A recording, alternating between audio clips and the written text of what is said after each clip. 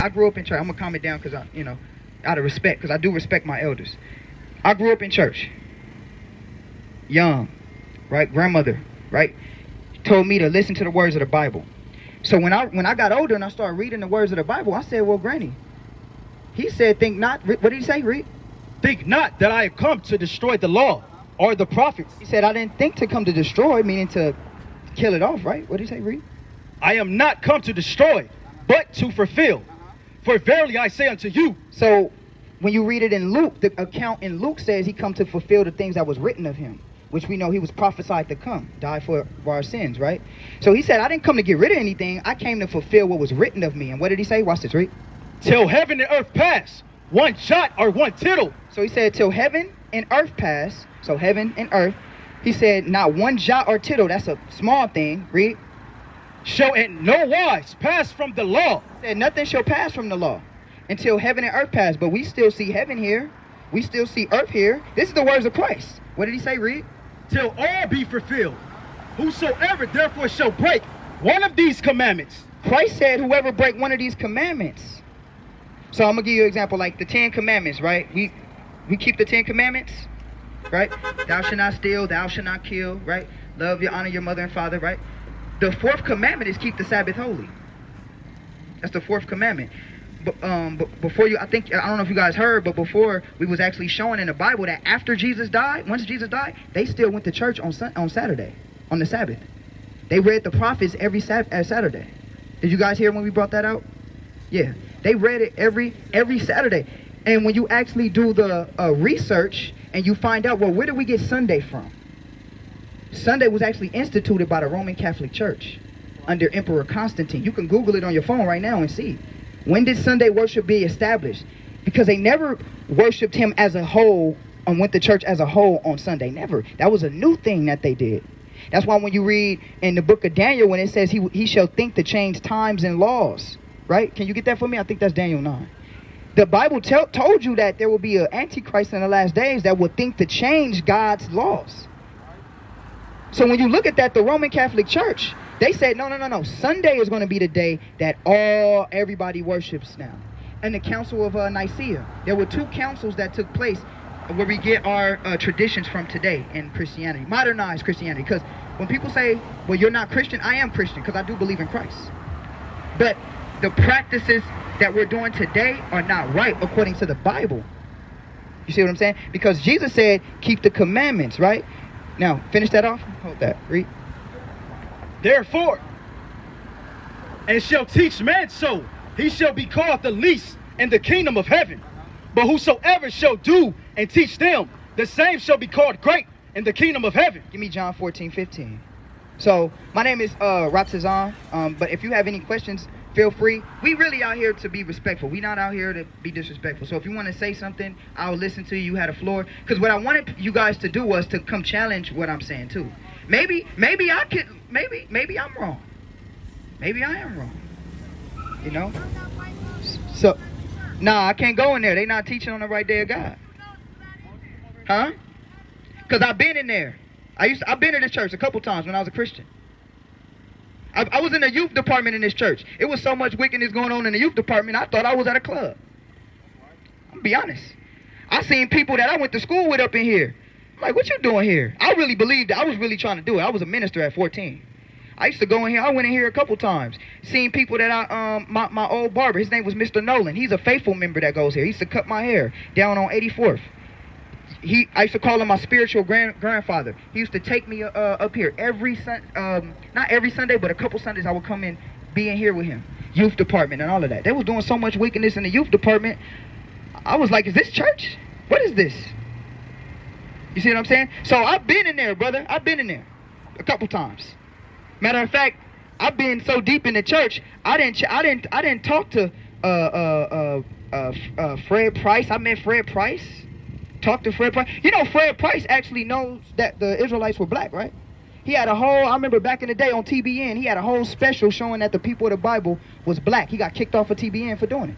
You remember that? I don't know if you remember that. He had a special. Look it up. You can YouTube it.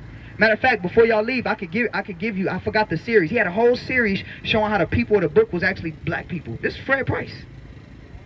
My grandmother and them used to watch Fred Price faithfully. I used to have to sit at the foot of the bed and watch him preach. And I ain't gonna lie, Fred Price was, I respect him for bringing out that much. He did. He brought out the truth, and I'm telling you that he got kicked off of TBN for doing that. He got in trouble with TBN a couple of times for doing certain things. You understand? But that should let you know right there. Well, something ain't right, because if he's bringing out the Bible, why is he getting in trouble? Because it doesn't go with the tradition. So all we're doing is we're challenging the traditions that we've been taught since children. You understand? That's all we doing is challenging the oral traditions. Like I was showing them that Christmas, right? I'm gonna just example another big one actually. Christmas. Was Jesus born on December 25th? Then who was? As, You born on your birthday? You don't know either. You say so.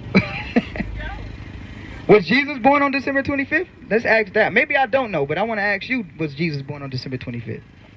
No, because when you read the story about when he was in the manger, it says that the sheep and all of that, they was out there grazing and all of that, right? How could you, and it snows in Jerusalem, it get cold. If it was the winter, how could any animals be doing anything grazing and all that? And then even with the North Star, that star does not come out. That star comes in on the springtime. Christ was born around spring, around Passover. You understand? So when we say, well, December 25th, well, where did we get that custom from? Who was really born on December 25th? If you really look it up, you'll be Nimrod. Nimrod was a Babylonian god. December 25th. He had a sexual relationship with his mother and had a son called Tammuz. When Nimrod died, they said that his spirit went into, this is real, his spirit went into the trees. This is why on Christmas we cut the tree, put it in. You ask yourself, what is a tree? Yeah, and we're going to read it in the Bible too. What does a tree have to do with God? Let's see where they got that from. Watch what the Bible says. This is what shattered my foundation as a Christian. And I couldn't ignore it. And I don't want to take too much of you guys' time, but I'll just show you this last thing. I couldn't ignore it. When I read this stuff, I couldn't ignore it because I really wanted to know God for myself.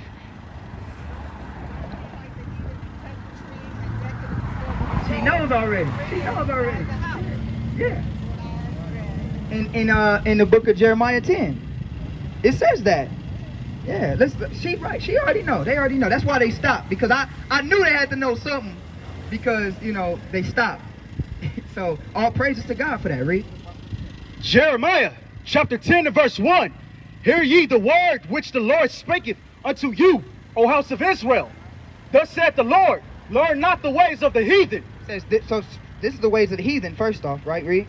Be not dismayed at the signs of heaven, which they worship the stars and the moon, right? Read. For the heathen are dismayed at them, for the customs of the people are vain. They do vain customs. Read.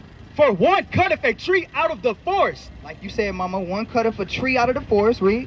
The work of the hands of the workmen with the axe.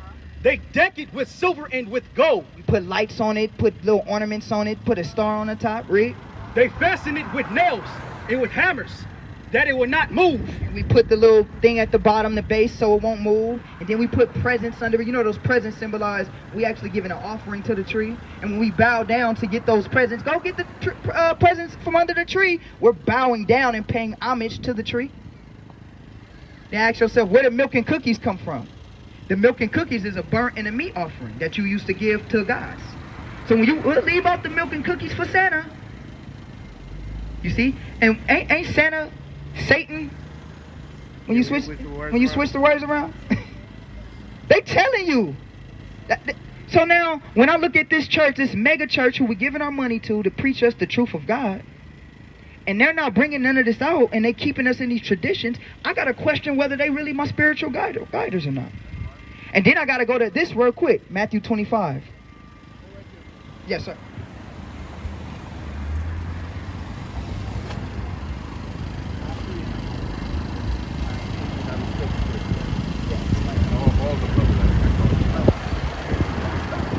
I'm gonna get out the box.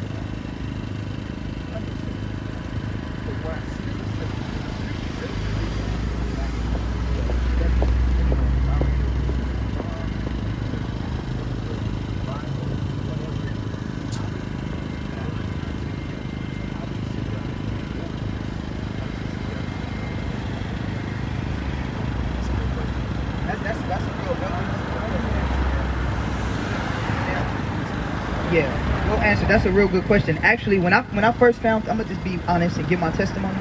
Just all other stuff aside, like I'm gonna be so truthful with you.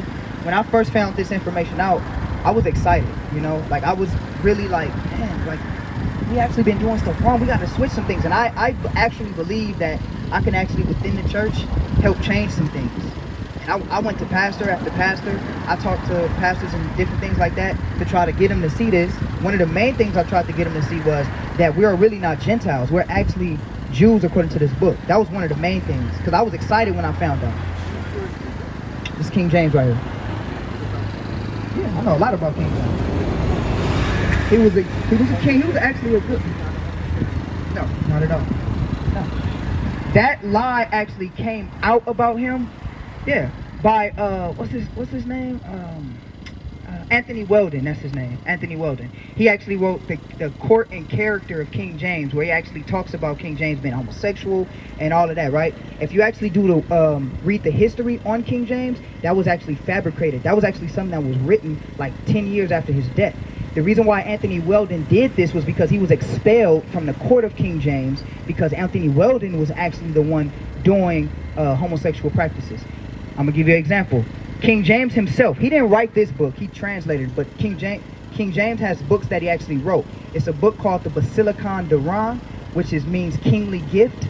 It's a book that he wrote to his son, and that him himself wrote to his son, right? What's his name? I forgot his name. Charles, I think it's Charles Stewart is his son's name, right? But he wrote this to his son, and he told his son basically the character of a king. And everything that King James wrote down was according to this. Be righteous. Don't be. It goes against everything that Anthony Weldon wrote after King James' death.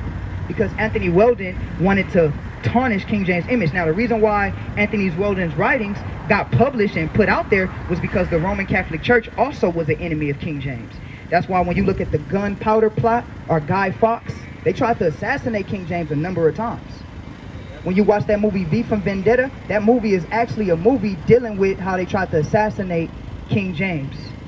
So they tried to kill him. So when Anthony Weldon wrote what he wrote, the Catholic Church, which is evil, put that out there and published it for the world to see it because they were mad at King James for making him his own translation of the Bible because they were keeping the Bibles and killing a lot of people for having Bibles at that time. So go ahead. Yeah. Mm-hmm.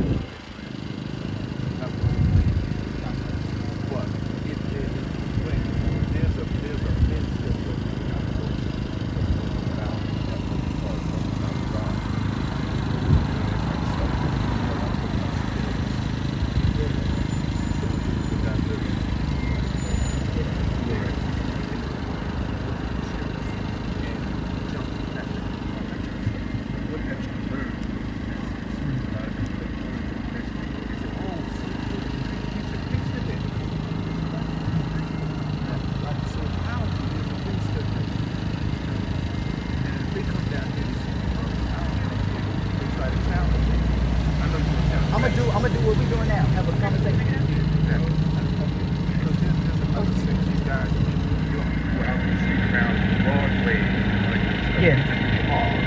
Yeah, and I'm gonna just say this. Let me just say this too. A lot of our brothers that come in this knowledge, they come hard.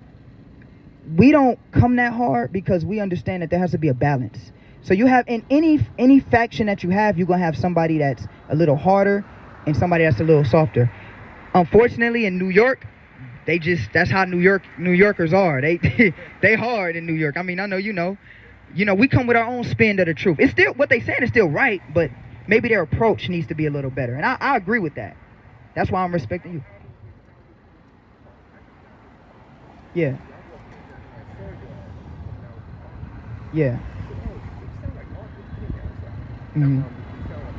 Malcolm X. Yeah.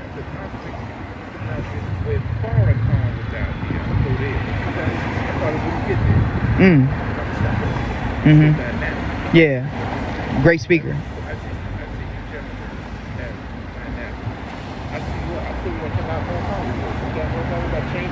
Yeah, we've been everywhere. Yeah, we've been over there. Yeah. But if we could get the voices and get us together as a people, black young men, Yeah. That's the key. I wanted to show you something real quick. Give me Matthew 22. Because unfortunately, like when you read the words of this book, how can I say this? The words of this book tell us that everybody's not going to make it, right? It tells you that only the multitude will go to destruction and the narrow find the light. So unfortunately, how you doing, King? Everybody is not going to see it. And I learned that the hard way when I was in the church and I tried to bring this to the church and I got X'd out.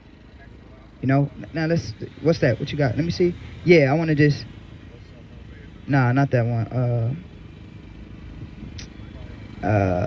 Broad is the way to destruction. I want that one. Where's that at? I think it's Matthew 20. Go to 24. Let me see if it's Matthew 24. Let me get this for the elder real quick. Let's see. I don't want that. I think it's 25. Let me see. Hey, if somebody could get that on their phone real quick. I want the scripture where it says, broad is the way to destruction. That's the one I want. I want to get that one real quick. And you hold this, because I want you to get Matthew 24 for him real quick. I'm trying to hurry up, so give me that one. And then let's read this, though, for now. We'll read this. Yeah, we'll read 24 to him, but I want the one he getting too. Matthew 24 and verse 24. For there shall arise false Christ. So the Bible already said there's going to arise false Christ. Right? Read. And false prophets, and shall show great signs and wonders. Great signs and wonders are shown all throughout particular Christian churches.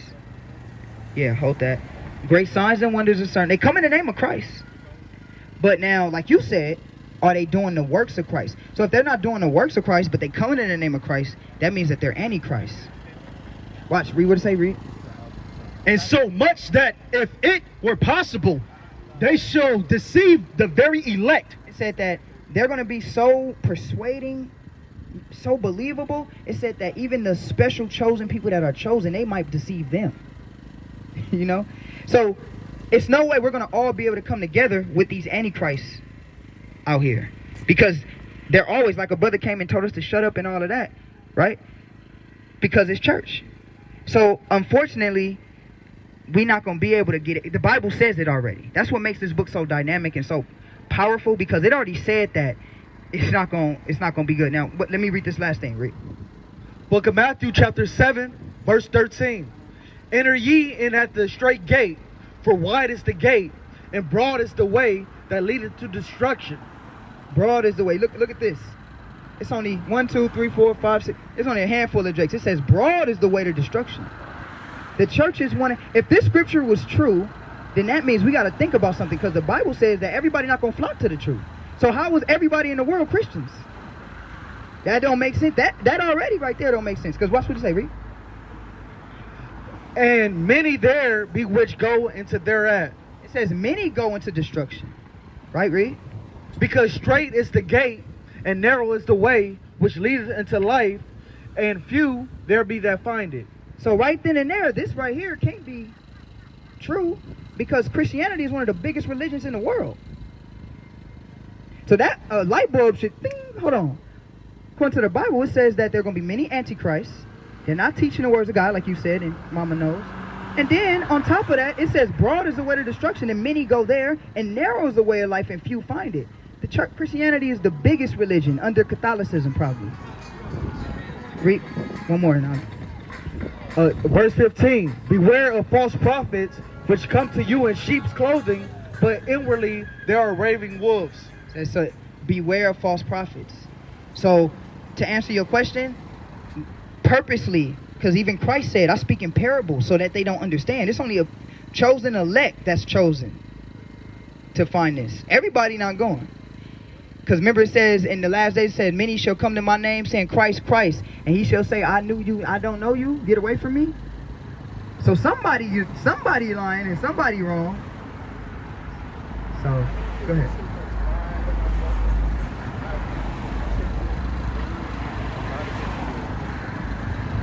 We get pictures in there, they put spin it. Right. Okay, spin it out to the church. I'm just saying, I hear what you're saying. I don't think. Trying to get through but I'm saying through their work, I don't think they are liars. A lot of it has to do with interpretation. A lot of it has to do with the new order of tradition. What our parents in slavery days was taught after. By the slave master. Because the same Christianity that we teach today is the same Christianity that they taught us on them slave plantations. Same book. The exact same book. And we read in verbatim, yeah, the same book that's in there. Yeah. Yep, the same book. So that means that I would love to sit down and really read it. Like, that's why I said maybe you can show me something that I'm wrong in here. I'm humble. I'm not prideful. Because I know I read this daily. As you know, I read this book daily, and I stand by these words, because these words have changed my life drastically. You know, I'm a young man in South Central LA, and I really decided to keep these words. I got a family now, I got beautiful children, I got a wife. I deal righteously with my wife. You understand? You know, I train my kids. My kids are very smart. Reading at 2 years old, my kids are they way smarter than me when I was young. And I grew up in a bad way. I kind of was in a rough path at first. But then I really started to see God. I really wanted to know who he was. So I started going to church, obviously. My grandma would make me go to church when I was younger. But then I started to say, you know what, about 10th grade, I was like, you know what, I want to go and listen. And that's what I did. And I listened, and I read, and I tried to understand for myself. And I realized that we're not doing what the book that we say we believe in tells us to do. So I would love to go in there or go in the men's study and talk to them about this and have a discussion, not an argument, a discussion. You know, I know we be loud and we be passionate, but when you come talk to us, we're not rude or disrespectful. You know, so I would love to have any discussion, but you know, a discussion. I don't want nobody to be mad at me, you know, because I've had that. I've been thrown out of church before. I've went to as a matter of fact, the church that I was actually doing service in, me and the pastor got into a big argument, and I haven't talked to him in years.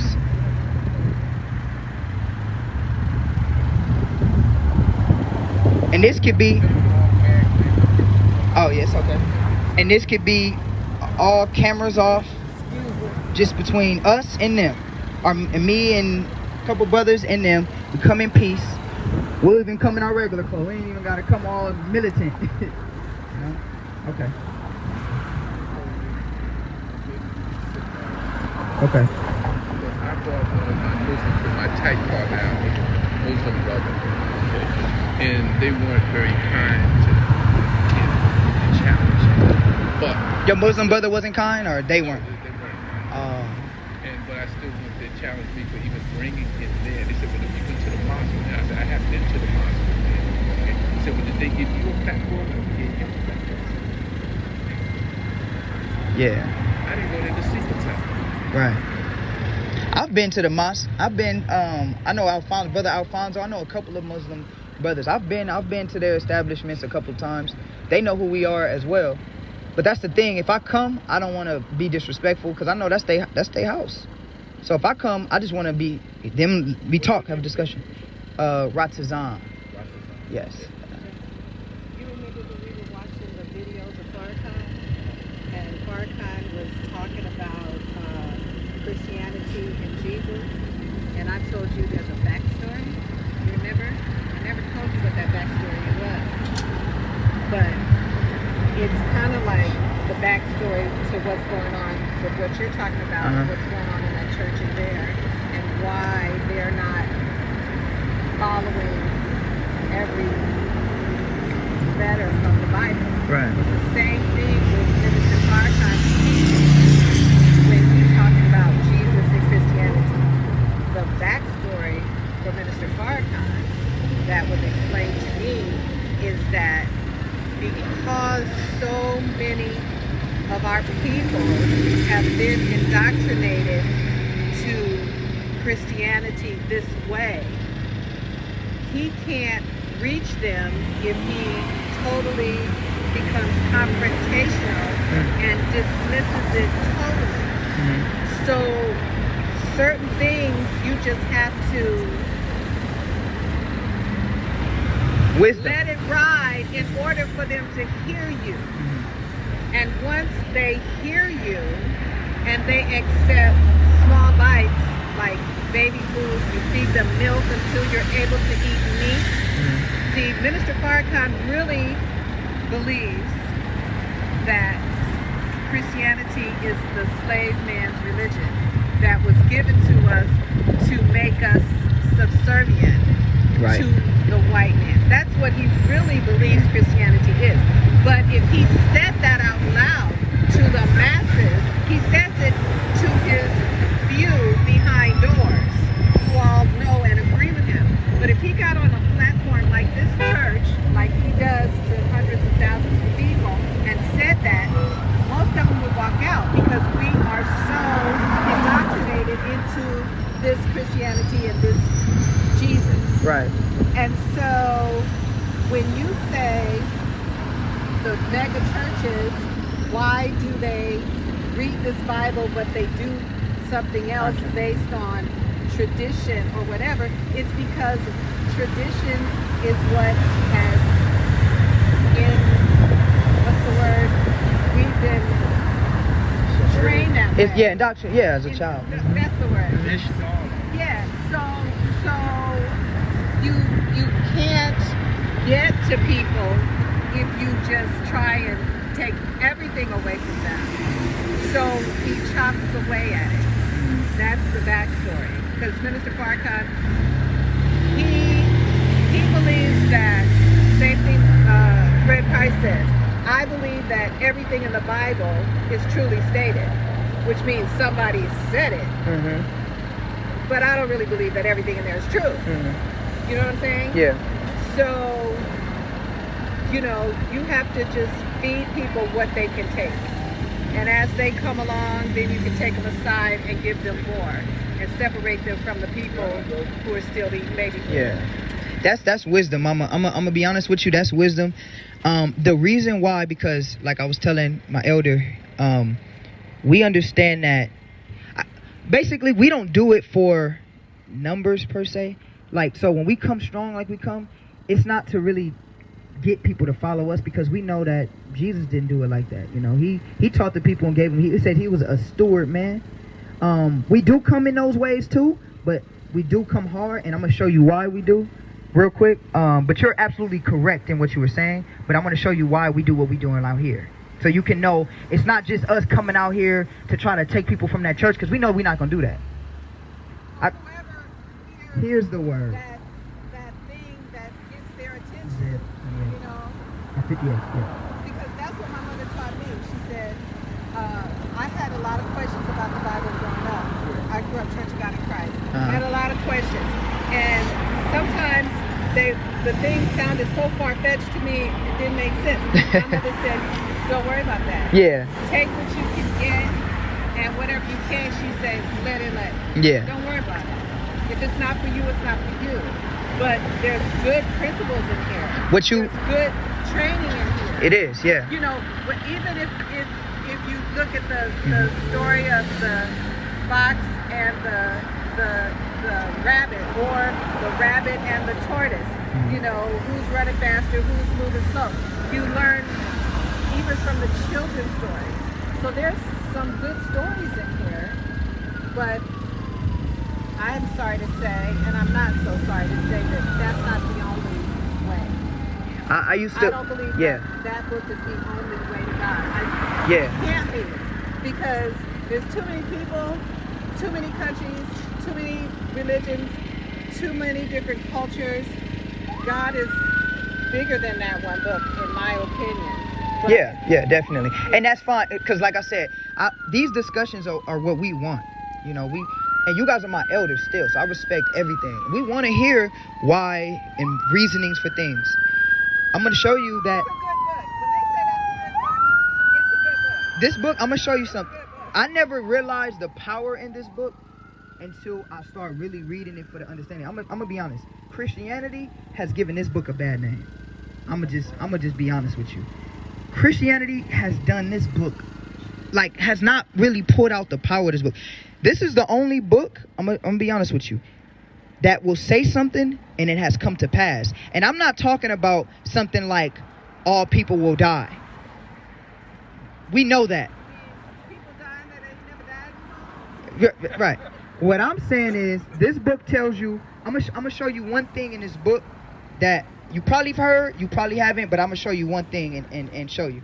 But I want him to get this first. You get Deuteronomy 28. I'm gonna show you something. Why this book is powerful and better than every other book. Better than the Quran, because even Farrakhan, he reads the Bible a lot. The Quran, if you go back into history, because we say Christianity is a slave religion, which is true. Islam is too. Because do you know about the history of the Islamic expansion? That's when Prophet Muhammad was forcing people, killing people. If you ain't a Muslim, you dying. And enslave people under the name of Allah.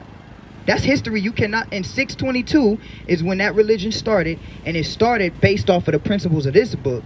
Because he knew that he was an Ishmaelite according to the Bible, which is the seed of Abraham. And the Arabs felt some type of power from that. So they created their Quran. And they wanted the Jews that were in that region to convert. And the Jews that were in that region didn't convert. They said, no, we don't convert to that. We have our own history. This is before it was called a Bible. This is when it was just... It was just, yeah. When Codex? it was after. Codex? It was called Codex. It was called Papyrus. You know, different things like that. This is before King James came, but they still had the oral. They still had their history, pretty much, right? So, what happened was Prophet Muhammad, and you can look this up. He actually tried to convert, and this is where you get the holy wars from, because then you had the Roman Catholic Church, and then you got the Islamic expansion, and now they're clashing because they're fighting for their religion that they created based off of the history. Let's not even say Bible, because the Bible wasn't there yet. It was the words of that, but it wasn't called the Bible. I'm gonna say the history of the Jews. That's what everybody wanted. That's the key. When you understand the Jews, that's what brings Islam in, Christianity, and makes it make sense. And that's what I researched and found out the truth. Now I'm gonna show you something, right? Let's read this real quick. Let me show you something real quick. I like this dialogue too, and I want to ask you after I show you this, what do you think about what I showed you too? Watch this, read. It's the book of Isaiah, chapter 58, verse 1. Cry out loud, spare not. Lift up thy voice like a trumpet, and show my people their transgression, and the house of Jacob their sins. So that's why we do what we do, based off of this scripture. It says, spare not, cry out loud. So this is why we got a mic, and because this is what the Bible tells us to do. And it says, spare not, meaning, it doesn't, when you read meaning, don't worry about what they feel. When you read the book of Ezekiel, it also tells you, don't be afraid. He told Ezekiel, don't be afraid of them. You go tell them what I tell you to say, no matter if they agree with you or not. So that's why we do this, right? So that's the first reason why we do this. It's not so much, we wish everybody would leave out of there and come follow us, but that's a dream. So we're not doing it for that. We're doing it for you. People who would stop and talk to us and really get us to understand. Now, so that's that. So now let me show you why this book is powerful more than any other book. I'm going to show you something. What happened to black people in history as a nation of people that changed us forever? What was a point in history that happened to us? We lost our education. Slavery, yep. We lost our ability to educate ourselves and move our people forward. Yeah. So let me show you what this says, right? This is what blew me away. Actually, read Deuteronomy 28 and 1 first, real quick, and I want you to tell me what you think about this. Read that. Deuteronomy 28 and verse 1. Let's actually get to the point and read 15. In verse 15, but it shall come to pass, if thou wilt not hearken unto the voice of the Lord thy God, to observe to do all his commandments and his statutes, which I command thee this day, that all these curses shall come upon thee and overtake thee. So this is when the children of Israel were in Mount Zion, and they made a covenant with God, because like you said, everybody has their own God. Everybody has their own belief system. You're absolutely right. This book is not for everybody. This book is not for the Indians and the Hindus. They have their own gods that they worship. This book is only for the nation of Israel. So I do agree with you on that. He made a covenant and a deal with the nation of Israel. When you read verse 1, he says, if you serve me and you worship me, I will make you high above all nations. But if you don't, verse 15 says, I will curse you and bring you low. And then he says this, it's a sign. That's the one. It's a sign and a wonder. I need that. What verse is that? Is that 30? Read this one right here, 46. Now, he said these curses will be upon you. And then what did he say? Read. Verse 46, and they shall be upon thee for a sign and a wonder, and upon thy seed forever. So it says a sign is something that you can identify something as, right?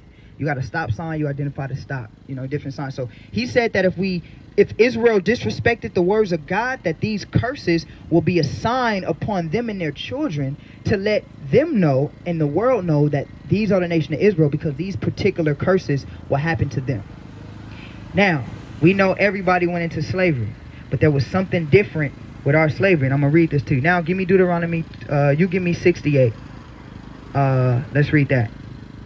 You give me 54. I'm going to 68. Read. Deuteronomy 28 and verse 68. And the Lord shall bring thee into Egypt again with ships. Okay, so the scriptures say the Lord will bring Israel. This is one of the curses. It says, I will bring Israel into Egypt again with ships. Now, when you think about geographical locations, you don't need ships to get from Israel to Egypt. You don't need ships. It's just... They walked. You can walk across. You can walk across. Yeah. So it's 14 miles away, right? Or take a canoe. Yeah. So you don't need a ship. But he said, I will bring you into Egypt again with ships. So now we got to understand, what does Egypt mean? Because, Egypt was actually not the name. Egypt is a Greek word. But when you read the Bible, Egypt is actually Kemet, or before Kemet, Mizraim. So let's see what he's actually talking about to make sense of this. Read. Just follow me real quick. I got to show you this. Read. Book of Exodus, chapter 20, verse 2. I am the Lord thy God, which have brought thee out of the land of Egypt, out of the house of bondage. So now Egypt, according to the Bible, is referenced as house of bondage because that was the Israelites' first captivity. So Egypt was something that was recognized as bondage. So now let's go back and read it in this proper context, understanding you don't need ships to go from Egypt to Israel. So got to be talking about something else. It's referencing, I will bring you back into slavery. What did he say, Reed? Verse 68. And the Lord shall bring thee into bondage again with ships. Now it says bondage again with ships. Again. Bondage again, because we went into Egypt again, right? With ships. When did the Jewish community over in Israel, they never went into bondage on ships? Who did?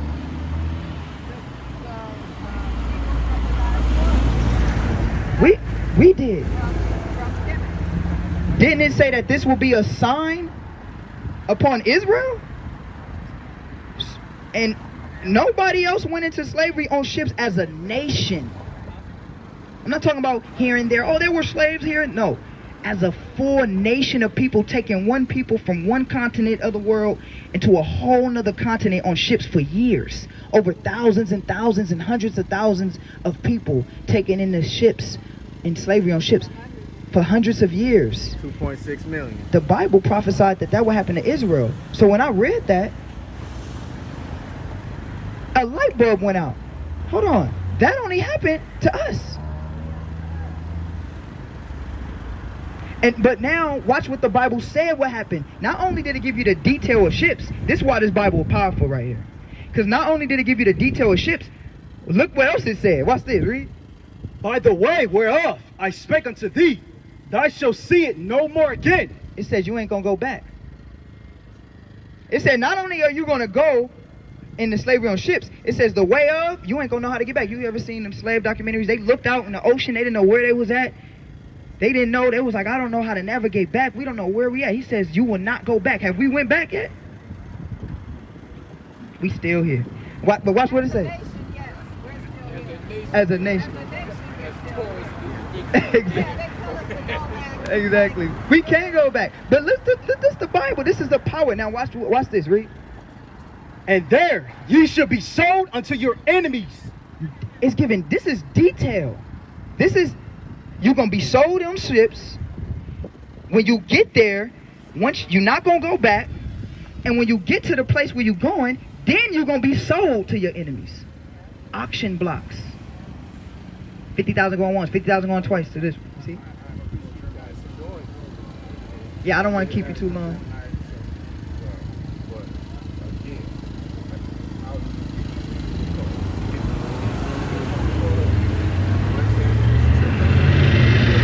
This one? West City. Well, I've been here a couple times. Yeah. Yeah. I've been here. Yeah, I was in the youth. Yeah. I was in the youth. Yeah. But I went to many different churches, but this was like a popular church to come to. So I've been here. On the street. Yeah. I've been there. In the children's church here? I came here when I was a teenager. When I came here, I was a teenager, and I was in here. And I went to like youth. I went to summits here. I've been in youth summits here and all that here. But when I was a child, though, I went to a church with my grandmother. My grandmother went to church. She lived out here at first before she moved to Ontario. But when I was a child, I went with my grandmother. But as an adult, that's when I came here. Was in the youth program for a while. I met Casey Price before. Like I was here, and then I was in other small churches too, ministering. But I've been here a number of times. But I don't think that anybody would necessarily remember me. But I do. Yeah, it's big. I don't even think nobody remembers anybody. I don't even think you guys know everybody in there. That's the beautiful small church. My grandpa had a small church. Everybody knew everybody like family. Yeah. But then you gotta make it a point for these megachurches. I don't want to keep you guys too long, but the reason why I have brought that out to you is to show you. You see how accurate that prophetic word was? Yeah. It's it's no other book that can do. Now we don't have time. I could go throughout this whole thing and show you even more if we had time. But I don't want to take you guys' time. But if I did have time for one more, I will show you one more specific one. But I'll call you. You guys have a blessed day. All right, all praise. God bless you guys. God bless you guys. I'm gonna give you a call, brother. That's what we talking about. Yes, sir. I'll give you guys a call. All right, now. God bless you guys. See, that's all we're trying to talk about. That's all we want to do. If they give us the time to actually talk, that's beautiful right there. That's all we want to do. Had a time to actually talk, dialogue, talk to our people,